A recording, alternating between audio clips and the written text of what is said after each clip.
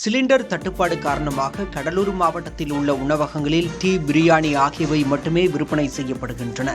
கடலூரில் சிலிண்டர் கிடைக்காததால் பல கடைகள் மூடப்பட்டுள்ளன. ஒரு சில உணவகங்கள் மாற்று ஏற்பாடாக மின்சார அடுப்பு, விறகு அடுப்புகளை பயன்படுத்துகின்றனர். பெரும்பாலான டீ கடைகளில் அவ்வப்போது டீ வழங்காமல் மொத்தமாக கேனில் டீயை போட்டு வைத்து விற்பனை செய்கின்றனர். இது வாடிக்கையாளர்களிடம் அதிருப்தியை ஏற்படுத்தியுள்ளது. அதேபோல காஃபி, பூஸ்ட், ஹார்லிக்ஸ் போன்றவையும் விற்பனை செய்யப்படுவதில்லை. உணவகங்களில் விறகு அடுப்பு பயன்படுத்தி வேறொரு இடத்தில் பிரியாணி உட்பட ஒரு சில உணவுகள் மட்டும் சமைத்து ஹோட்டலுக்கு கொண்டு வரப்படுகின்றன. சில உணவகங்களில் மின் அடுப்பை பயன்படுத்தி அசைவ உணவுகளை சமைத்து வழங்குகின்றனர். வாடிக்கையாளர்கள் ஏமாந்துவிடக்கூடாது என்ற எண்ணத்தில்தான் இப்போது உணவகங்கள் செயல்படுகின்றன.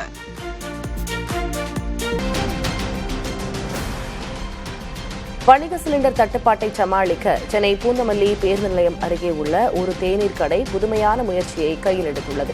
கேஸ் அடுப்புகளை முழுமையாக தவிர்த்துவிட்டு காற்றோட்ட கருவி மூலம் தீயை கட்டுப்படுத்தும் நவீன விறகடுப்பு முறைக்கு அந்த கடை மாறியுள்ளது. இதன் மூலம் செலவை குறைத்து தேநீர் மற்றும் பலகாரங்களை இப்போதும் 10 ரூபாய்க்கே விற்பனை செய்து வருவதாக கூறுகின்றனர்.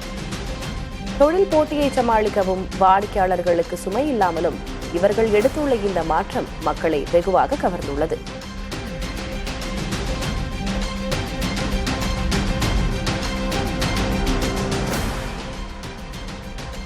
ராணிப்பேட்டை அருகே வாக்காளர்களுக்கு வழங்க பதுக்கி வைக்கப்பட்டிருந்த புடவைகளை தேர்தல் பறக்கும் படையினர் பறிமுதல் செய்தனர். திமுகவினர் வீடு வீடாக சென்று புடவை வழங்குவதாக கிடைத்த ரகசிய தகவலை அடுத்து சிப்காட் அடுத்த பெல் ஊரக பகுதியில் அதிகாரிகள் சோதனையை மேற்கொண்டனர்.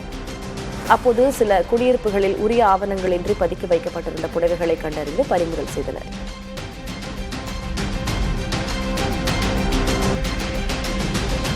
புதுச்சேரி மடுகரையில் வீட்டு உபயோக சிலிண்டர்களை வணிகத்திற்காக சட்டவிரோதமாக விற்ற நபர் கைது செய்யப்பட்டார். அவரிடமிருந்து 10 சிலிண்டர்கள் மற்றும் 6 பதிவு அட்டைகள் பறிமுதல் செய்யப்பட்டன. மேற்காசிய போர் காரணமாக இந்தியாவில் கேஸ் சிலிண்டர் தட்டுப்பாடு நிலவும் சூழலில் கடந்த ஒரு வாரத்தில் மட்டும் புதுச்சேரியில் 13 வழக்குகள் பதிவு செய்யப்பட்டு 22 சிலிண்டர்கள் பறிமுதல் செய்யப்பட்டுள்ளன. சட்டவிரோதமாக சிலிண்டர்களை விற்பனை செய்தால் 7 ஆண்டுகள் வரை சிறை தண்டனை விதிக்கப்படும் என அதிகாரிகள் எச்சரித்துள்ளனர்.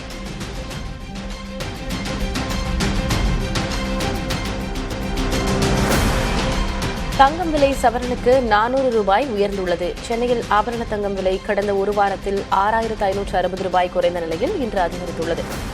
ஒரு சவரன் 1,11,600 ரூபாய்க்கு விற்கப்படுகிறது. 1 கிராம் தங்கம் 50 ரூபாய் உயர்ந்து 13,950 ரூபாய்க்கு விற்பனையாகிறது. வெள்ளி விலை கிலோவுக்கு 5000 ரூபாய் குறைந்துள்ளது. சென்னையில் 1 கிராம் வெள்ளி 5 ரூபாய் குறைந்து 260 ரூபாய்க்கு விற்பனை செய்யப்படுகிறது. கடந்த 3 நாட்களில் மட்டும் வெள்ளி விலை கிராமுக்கு 20 ரூபாய் குறைந்துள்ளது.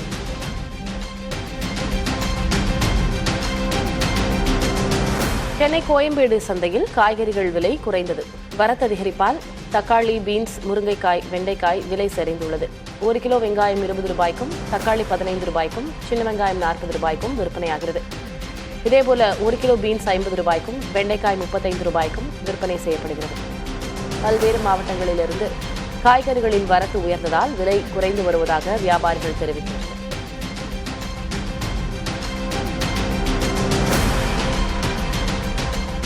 தேனி மாவட்டம் ஆண்டிப்பட்டி சுற்றுவட்டாரத்தில் காலிஃபிளவர் விலை வீழ்ச்சியடைந்துள்ளது. வெயிலின் தாக்கம் காரணமாக காலிஃபிளவர் விளைச்சல் அதிகரித்து வரத்து 2 மடங்காகியுள்ளது. இதனால் கடந்த வாரம் கிலோ 35 ரூபாய்க்கு விற்ற காலிஃபிளவர் தற்போது வெறும் 7 முதல் 8 ரூபாய் வரை மட்டுமே ஏலப்போகிறது.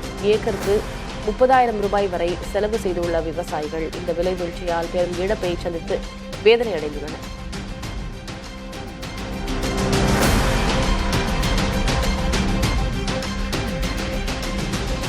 ஈகை திருநாளாம் ரமலான் பண்டிகையை இஸ்லாமியர்களில் ஒரு பிரிவினர் இன்றே கொண்டாடி வருகின்றனர். பிறை தெரிவதை பொறுத்து பண்டிகை தேதிகள் மாறுபடும் நிலையில் தமிழகத்தின் ஒரு பிரிவினர் இன்றைய தினத்தை பண்டிகை நாளாக அறிவித்து கொண்டாடி வருகின்றனர். நெல்லை, தூத்துக்குடி, கன்னியாகுமரி என பல்வேறு பகுதிகளில் உள்ள மசூதிகள் மற்றும் திடல்களில் ஆயிரக்கணக்கான இஸ்லாமியர்கள் ஒன்று கூடி சிறப்பு தொழுகையில் ஈடுபட்டனர். பின் ஒருவரை ஒருவர் கட்டித் தழுவி ஈத் முபாரக் என வாழ்த்துக்களை பகிர்ந்து கொண்டனர்.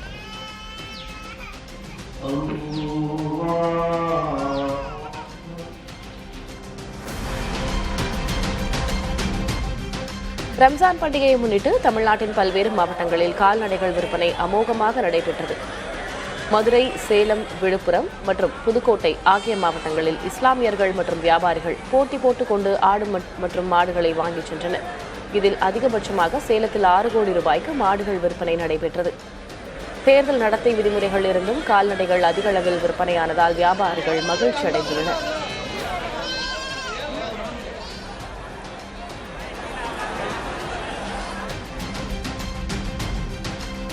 தேர்தல் நடத்தை விதிகளால் தென்னிந்தியாவின் மிகப்பெரிய சந்தையான பொள்ளாச்சி மாட்டுச் சந்தையில் பண பரிவர்த்தனைக்கு கடும் கட்டுப்பாடுகள் விதிக்கப்பட்டுள்ளன. இதனால் வெளிமாநில வியாபாரிகள் வர தயங்குவதால் வாரத்துக்கு 4 கோடி ரூபாய் வரை வர்த்தக இழப்பு ஏற்படுவதாக வியாபாரிகள் வேதனை தெரிவித்துள்ளனர். இந்நிலை நீடித்தால் வாழ்வாதாரம் பாதிக்கப்படும் என்பதால் விவசாயிகளிடம் உரிய அனுமதி கடிதம் இருந்தால் பணத்தை கொண்டு செல்ல தேர்தல் ஆணையம் விலக்களிக்க வேண்டும் என அவர்கள் கோரிக்கை விடுத்துள்ளனர்.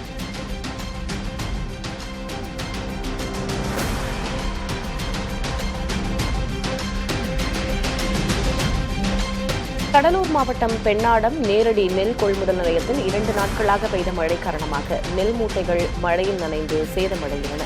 பல இன்னல்களுக்கிடையே நெல் பயிரிட்ட விவசாயிகள் அதனை விற்பனைக்கு வைத்த நேரத்தில் நனைந்து வீணானதால் கவலையடைந்துள்ளனர். நெல் மூட்டைகளை பாதுகாப்பாக வைக்க நடவடிக்கை தேவை என்றும் அவர்கள் வலியுறுத்தியுள்ளனர். அத்துடன் கொள்முதலை துரிதப்படுத்த வேண்டும் என விவசாயிகள் விடுத்த கோரிக்கையை பரிசீலிப்பதாக அதிகாரிகள் தெரிவித்துள்ளனர்.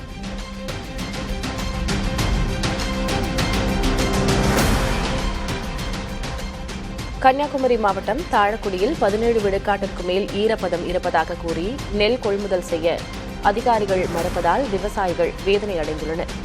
அறுவடை செய்த நெல்மணிகளை தோப்புகளிலும் சாலையோரங்களிலும் கொட்டி வைத்துள்ள நிலையில் தற்போது பெய்து வரும் மழையால் அவை வீணாகும் அபாயம் ஏற்பட்டுள்ளது.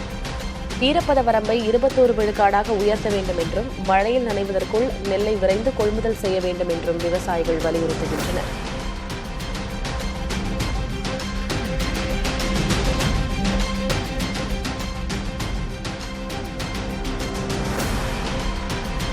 திருச்சி மாவட்டம் முசிறி அருகே வடுகப்பட்டி மற்றும் ஐனாப்பட்டி கொள்முதல் நிலையங்களில் திறந்த வெளியில் வைக்கப்பட்டிருந்த சுமார் 1000 டன் நெல் கனமழையில் நனைந்து சேதமடைந்தது. அறுவடை செய்து 20 நாட்களாகியும் அதிகாரிகள் கொள்முதல் செய்யாததே இந்த இழப்புக்கு காரணம் என விவசாயிகள் குற்றம் சாட்டினர். நனைந்த நெல்லை ஈரப்பதம் பார்க்காமல் கொள்முதல் செய்ய வேண்டும் என விவசாயிகள் வலியுறுத்துகின்றனர். இந்நிலையில் நேரில் ஆய்வு செய்து நடவடிக்கை எடுப்பதாக நுகர்பொருள் வாணிபக் கழக முதுநிலை மண்டல மேலாளர் உறுதியளித்துள்ளார்.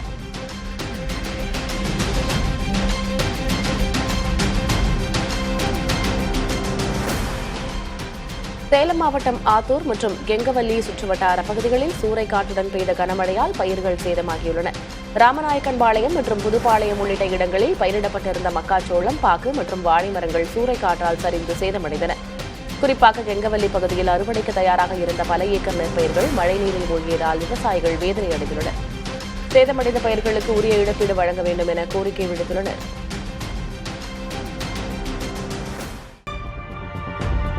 நீலகிரி மாவட்டம் கூடலூர் அருகே ஊசிமலை பள்ளத்தாக்கில் செல்ஃபி எடுக்கும்போது தவறி விழுந்த இளைஞர் நீண்ட போராட்டத்திற்கு பிறகு பத்திரமாக மீட்கப்பட்டார். செங்கல்பட்டு மாவட்டத்தைச் சேர்ந்த சிவகுருநாதன் என்பவர் ஊட்டிக்கு சுற்றுலா சென்றுள்ளார். நேற்று காலை கூடலூர் அருகே உள்ள ஊசிமலை காட்சி முனைக்கு சென்ற சிவகுருநாதன் செல்ஃபி எடுக்க முயன்றுள்ளார். அப்போது அவர் கால் தவறி 150 அடி பள்ளத்தில் தவறி விழுந்துள்ளார். அப்போது உதவிக்கு அங்கு யாரும் இல்லாததால் தான் தங்கியிருந்த விடுதிக்கு செல்போன் மூலம் தகவல் தெரிவித்துள்ளார். அவர்கள் கொடுத்த தகவலின் பேரில் தீயணைப்புத்துறையினர் அவரை மீட்டிருக்கிறார்கள். எனினும் சிவகுருநாதனை மேலே கொண்டு வருவதில் சிக்கல் நீடித்ததால் குன்னூர் வெலிங்டன் ராணுவ முகாமிலிருந்து ராணுவ வீரர்கள் வரவழைக்கப்பட்டனர். சுமார் 12 மணி நேர போராட்டத்திற்கு பிறகு சிவகுருநாதன் பத்திரமாக மீட்கப்பட்டு மருத்துவமனையில் அனுமதிக்கப்பட்டுள்ளார்.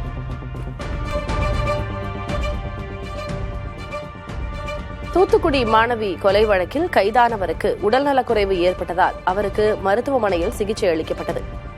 கொலை நடந்த 9 நாட்களுக்கு பிறகு ராமநாதபுரத்தைச் சேர்ந்த தர்ம முனீஸ்வரன் என்பவரை காவல்துறையினர் கைது செய்தனர். ரகசிய இடத்தில் வைத்து அவரிடம் விசாரணை நடத்தப்பட்ட நிலையில் திடீர் வயிற்றுவலி ஏற்பட்டதால் அரசு மருத்துவமனையில் சிகிச்சைக்காக அனுமதிக்கப்பட்டார். சிகிச்சை முடிந்ததைத் தொடர்ந்து தற்போது காவல்துறையினர் அவரை மீண்டும் விசாரணைக்காக அழைத்துச் சென்றுள்ளனர்.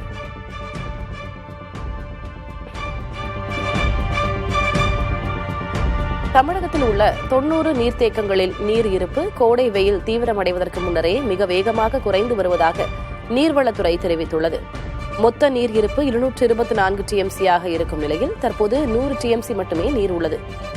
மேட்டூர் அணையில் கடந்த ஆண்டு இதே நாளில் நீர் இருப்பு 76,297 மில்லியன் கன அடியாக இருந்த நிலையில் தற்போது வெறும் 45,545 மில்லியன் கன அடி மட்டுமே நீர் உள்ளது. வரும் வாரங்களில் வெயிலின் தாக்கத்தால் குடிநீர் தேவை அதிகரிக்க வாய்ப்பு இருக்கும் நிலையில் அணைகளில் போதிய நீர் இருப்பு இல்லாததால் குடிநீர் மற்றும் பாசனத்துக்கு தட்டுப்பாடு ஏற்பட வாய்ப்புள்ளதாக கூறப்படுகிறது.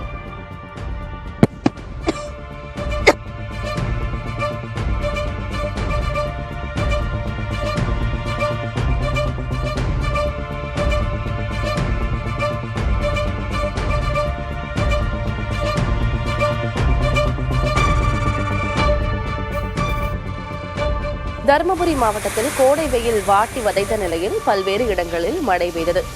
அரூர், பாலக்கோடு உள்ளிட்ட முக்கிய பகுதிகளில் பெய்த மழையால் வெப்பம் தணிந்து குளிர்ச்சி நிலவுவதால் விவசாயிகள் மற்றும் பொதுமக்கள் மிகுந்த மகிழ்ச்சி அடைந்துள்ளனர்.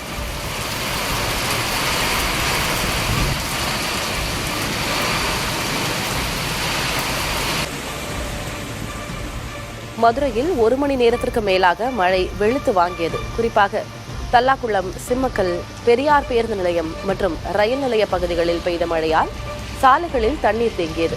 இதனால் பொதுமக்கள் மற்றும் ரயில் பயணிகள் மிகுந்த சிரமத்திற்கு ஆளாகினர். மழை காரணமாக வைகை ஆற்றில் உபரி நீர் செல்லும் நிலையில் மழை நீருடன் ஆற்று நீரும் இணைப்புச் சாலையில் தேங்கி நிற்பதால் வாகன ஓட்டிகள் அவதிக்குள்ளாகினர்.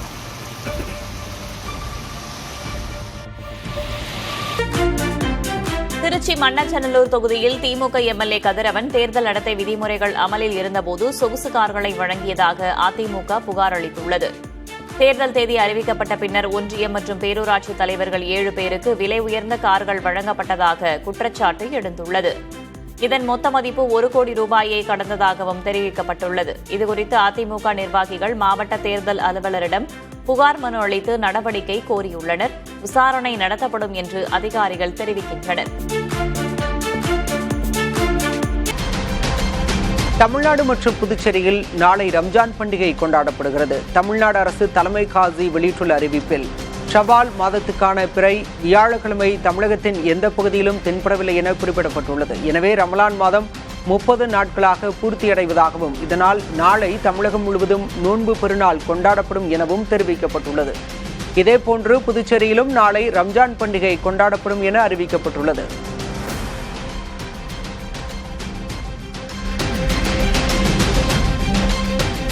தமிழகத்தில் இஸ்லாமியர்களின் ஒரு பிரிவினர் இன்று ரமலான் பண்டிகையை கொண்டாடி வருகின்றனர். மதுரை தமுக மைதானத்தில் நடைபெற்ற சிறப்பு தொழுகையில் ஆயிரக்கணக்கானோர் பங்கேற்று ஒருவருக்கொருவர் வாழ்த்துக்களை பகிர்ந்து கொண்டனர். உலகில் அமைதி நிலவவும் விவசாயம் செழிக்கவும் சிறப்பு துவா செய்யப்பட்டது.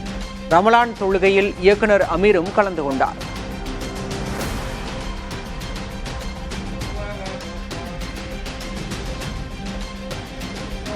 இதேபோல கோவையிலும் ரமலான் பண்டிகையொட்டி சிறப்பு தொழுகை நடைபெற்றது.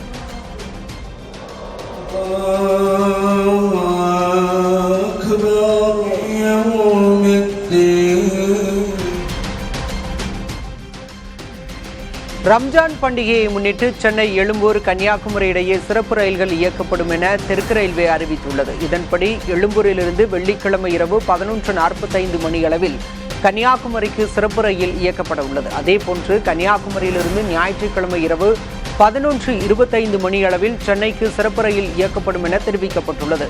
இந்த ரயில்கள் தாம்பரம், செங்கல்பட்டு, விழுப்புரம், விருத்தாச்சலம், அரியலூர், திருச்சி, திண்டுக்கல், மதுரை, விருதுநகர், சாத்தூர், கோவில்பட்டி, திருநெல்வேலி, வள்ளியூர், நாகர்கோவில் ஆகிய ரயில் நிலையங்களில் நின்று செல்லும் என அறிவிக்கப்பட்டுள்ளது.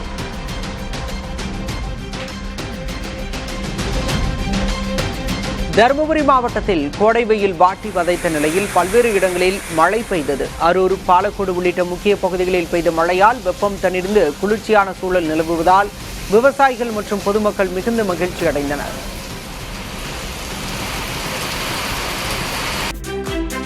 ராமநாதபுரம் மாவட்டம் மண்டபம் பகுதியில் விசைப்படகு மீனவர்கள் 100க்கும் மேற்பட்டோர் டீசல் தட்டுப்பாட்டை எதிர்த்து ஆர்ப்பாட்டத்தில் ஈடுபட்டனர். கடந்த 1 வாரமாக மானிய டீசல் கிடைக்கவில்லை என்றும் லிட்டருக்கு 2 ரூபாய் உயர்த்தி விற்கப்பட்டதாகவும் அவர்கள் குற்றம் சாட்டினர். உடனடியாக மண்டபத்தில் தடையின்றி டீசல் வழங்க வேண்டும் என்று மீனவர்கள் கோரிக்கை வைக்கின்றனர்.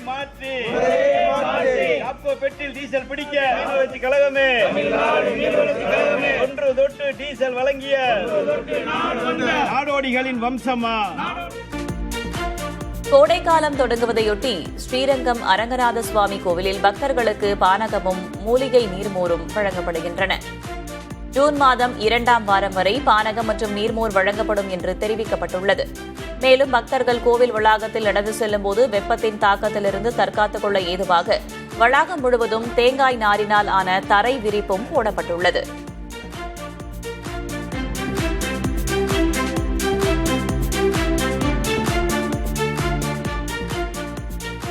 யுகாதி பண்டிகையை முன்னிட்டு திருவண்ணாமலை கன்னிகா பரமேஸ்வரி அம்மன் லட்டுகளால் அலங்கரிக்கப்பட்ட தேரில் காட்சியளித்தார். யுகாதி பண்டிகையை முன்னிட்டு கன்னிகா பரமேஸ்வரி அம்மன் கோவில் அதிகாலையில் திறக்கப்பட்டு சிறப்பு அபிஷேக ஆராதனை நடைபெற்றது. தொடர்ந்து லட்டுகளால் அலங்கரிக்கப்பட்ட 11 அடி உயர தேரில் அம்மன் காட்சி தந்தார். அப்போது பெண்கள் கோலாட்டம் ஆடியதும் குறிப்பிடத்தக்கது.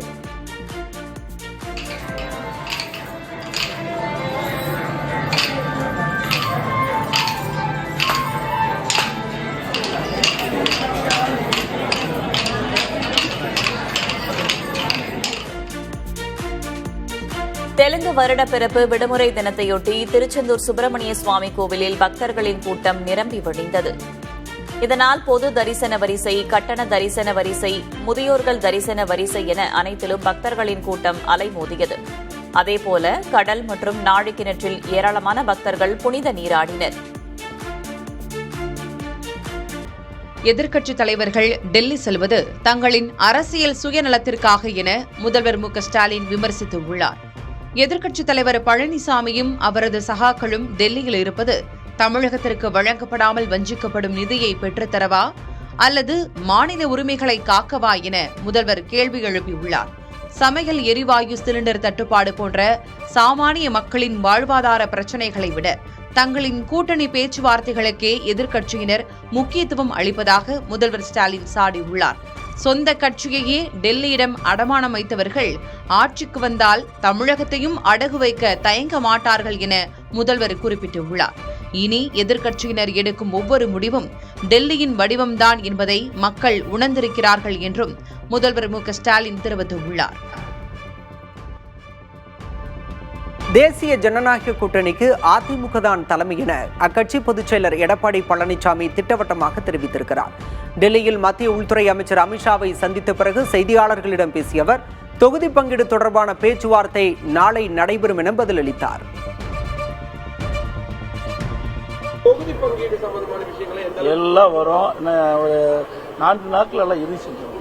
நாளை இதெல்லாம் பீஸ் பயிலோடு சென்னை வர கூட்டணியில வேற இன்னும் அதிகமான கட்சிகள் வருவதற்கு வாய்ப்பு இருக்கிறா? ஏன்னா ஏற்கனவே அதாவது கட்சி கூட்டணியில வரும் அப்படின்ற ஒரு அப்படி எல்லாம் கிடையாது. நான் தெளிவா சொல்லி நீங்க தான் பேசிட்டு இருக்கிறீங்களா ஒவ்வொரு முறையும். அவர்களும் கூட்டணி பேச்சுவார்த்தை இல்லைன்ட்டாங்க, நாங்களும் கூட்டணி பேச்சுவார்த்தை இல்லைன்ட்டோம். இல்லைங்க, பேச்சுவார்த்தையே நடக்கலையா, அப்புறம் எப்படி வரல போகிறது? அந்த பேச்சுக்கே இடம் இல்ல. இல்ல முழுமையா நான் தான் சொல்லிட்டு இருந்தேன். இந்த கூட்டணிக்கு தலைமை அதிமுக. எங்களை பொறுத்த வரைக்கும் எங்க கூட்டணி கட்சி சங்க தலைவர்கள் யாரும் அவளை சந்தித்து பேசணும். சி.வி. சண்முகம் தான் பேசியது தவறு என உணர்ந்து அதற்கு மன்னிப்பு கேட்ட பிறகும் அது குறித்து விவாதிக்க வேண்டாம் என அதிமுக பொதுச் செயலர் எடப்பாடி பழனிசாமி தெரிவித்துள்ளார். நடிகை பற்றிய சி.வி. சண்முகத்தின் ஆபாச பேச்சு குறித்து செய்தியாளர்கள் எழுப்பிய கேள்விக்கு இவ்வாறு பதிலளித்தார்.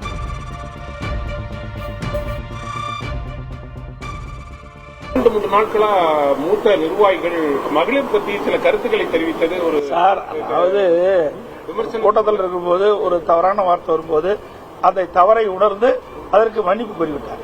தவறை உணர்ந்து தான் சொன்ன கருத்து தவறு என்று உணர்ந்த பிறகு அதற்கு மன்னிப்பு கோரிய பிறகு அதை பற்றி விவாதம் செய்து பொருத்தமா இருக்கு. தேசிய ஜனநாயக கூட்டணி கட்சி தலைவர்கள் டெல்லி சென்றாலே முதல்வருக்கு பயம் வந்து விடுவதாக அமமுக பொதுச் செயலர் டிடிவி தினகரன் தெரிவித்துள்ளார். தேசிய ஜனநாயக கூட்டணி கட்சி தலைவர்கள் டெல்லி செல்வதை முதல்வர் ஸ்டாலின் விமர்சித்திருந்த நிலையில் டிடிவி தினகரன் இவ்வாறு பதிலளித்துள்ளார். தேசிய ஜனநாயக கூட்டணியின் டெல்லி தலைவர்களை சந்திப்பதற்காக நான் செல்கிறேன். என்டிஏ ஆல் இண்டியா தலைமை யாருன்னா பிஜேபி. அதன் முக்கிய தலைவர் மாண்புமிகு உள்துறை அமைச்சர் அமித்ஷா அவர்களை நேற்று அண்ணன் இபிஎஸ் போய் சந்தித்து வந்திருக்காரு. முதலமைச்சர் சொல்வது போல தமிழ்நாட்டுக்கு நிதியை பெற்றுத்தர அவர்கள் செல்லவில்லை என்று சொன்னார். தேர்தல் அறிவிப்புக்கு பிறகு தமிழ்நாட்டுக்கு நிதி ஒதுக்க முடியுமா? அதை கூட முதல்வருக்கு தெரியாதா? பயம். இன்னொன்னு, டெல்லி எவ்வளவு நிதி கொடுத்தாலும் அதையெல்லாம் நீங்கள் கபலீகரம் செய்வதால் தான் தமிழ்நாடு மக்கள் உங்களை மாற்றுவதற்காக துடித்துக் கொண்டிருக்கிறார்கள். அதிமுக பாஜக கூட்டணியில் தொகுதி பங்கீட்டில் எந்த சிக்கலும் இல்லை என்றும் அதிமுக விரும்பும் தொகுதிகளை பாஜக கேட்பதில் தவறு இல்லை என்றும் பாரதிய ஜனதா கட்சியின் மாநில தலைவர் நயினார் நாகேந்திரன் தெரிவித்துள்ளார். தமிழகத்தில் சட்டம் ஒழுங்கு சீர்குலைந்துள்ளதாக சாடிய அவர், கஞ்சா உள்ளிட்ட போதைப்பொருள் புழக்கமே பெண்களுக்கு எதிரான வன்கொடுமைகளுக்கு காரணம் என்றார். திமுக அரசு தேர்தல் வாக்குறுதிகளை நிறைவேற்றவில்லை என்றும், ஆனால் தேர்தல் ஆதாயத்திற்காகவே மக்களுக்கு பணம் வழங்குவதாகவும் நயினார் நாகேந்திரன் குற்றம் சாட்டினார்.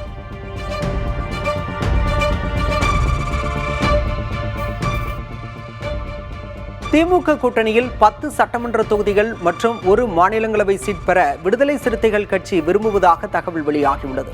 தேர்தல் ஆணையத்தால் அங்கீகரிக்கப்பட்ட கட்சியான விசிக மாநிலம் முழுவதும் கட்டமைப்பு உள்ள கட்சியாக பார்க்கப்படும் நிலையில் சட்டமன்ற தேர்தலில் இரட்டை இலக்கத்தில் போட்டியிட வேண்டும் என்று விசிக தொண்டர்கள் அக்கட்சி தலைவர் திருமாவளவனிடம் வலியுறுத்தியதாக கூறப்படுகிறது.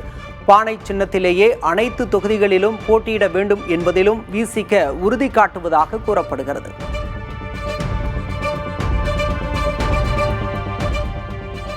திமுக தொகுதி பங்கீட்டு குழுவுடன் விசிக சார்பில் ஒருமுறை பேச்சுவார்த்தை நடந்த நிலையில் விசிக தலைவர் திருமாவளவன் முதல்வர் ஸ்டாலினை இருமுறை சந்தித்து கூட்டணி குறித்து பேசியுள்ளார். 2011 சட்டமன்ற தேர்தலில் திமுக கூட்டணியில் விசிகவுக்கு 10 தொகுதிகள் ஒதுக்கப்பட்ட நிலையில் தற்போதும் அதே எண்ணிக்கையில் ஒதுக்க வேண்டும் என்று விசிக விருப்பம் தெரிவித்திருக்கிறது. கூட்டணியில் புதிதாக இணைந்த தேமுதிகவுக்கு 1 மாநிலங்களவை சீட் ஒதுக்கப்பட்ட நிலையில் 2028 நடைபெறவுள்ள மாநிலங்களவை தேர்தலில் விசிகவுக்கு 1 சீட் ஒதுக்க வேண்டும் என்பதும் அவர்களது எதிர்பார்ப்பாக இருக்கிறது. அடுத்தடுத்த பேச்சுவார்த்தைகளில் தொகுதி எண்ணிக்கை குறித்து சுமூக முடிவு எட்டப்படும் என எதிர்பார்க்கப்படுகிறது.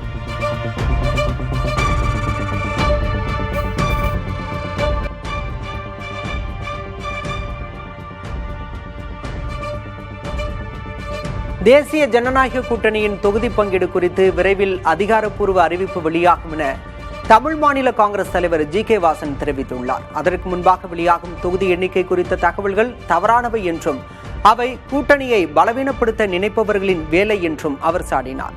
திமுக அரசின் மக்கள் விரோத போக்கால் ஏற்படும் எதிர்மறை வாக்குகள் தங்களின் வெற்றிக்கு வழிவகுக்கும் என்றும் வாசன் தெரிவித்தார்.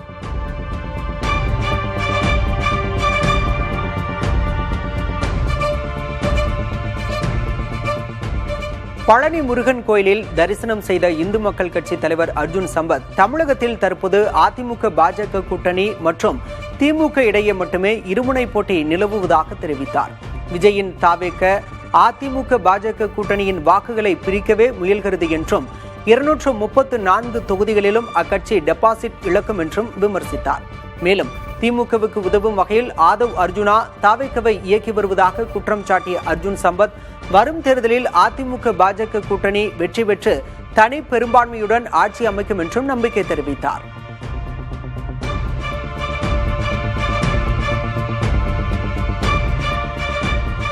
அகமதாபாத் குற்றப்பிரிவு போலீசார் நடத்திய விசாரணையில் 2 கோடி ரூபாய் கள்ள நோட்டுகளுடன் ஒரு பெண் உட்பட 6 பேர் கைது செய்யப்பட்டனர்.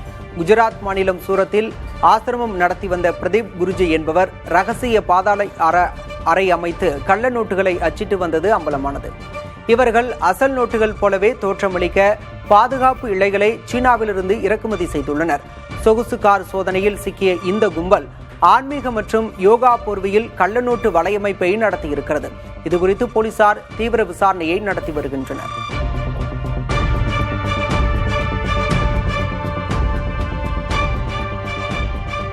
பஞ்சபூத நீர் ஸ்தலமான திருச்சி திருவானைக்காவல் அகிலாண்டேஸ்வரி ஜம்புகேஸ்வரர் கோயிலில் பங்குனி திருவிழாவின் முக்கிய நிகழ்வான தேரோட்டம் வெகு விமரிசையாக நடைபெற்றது. சுவாமி மற்றும் அகிலேண்டேஸ்வரி தாயார் தனித்தனி தேர்களில் எழுந்தருளி பக்தர்களுக்கு அருள்பாலித்தனர். ஓம் நமச்சிவாயா முழக்கத்துடன் ஆயிரக்கணக்கான பக்தர்கள் தேரை வடம்பிடித்து இழுக்க 4 ரத வீதிகளிலும் தேர்கள் வலம் வந்தன.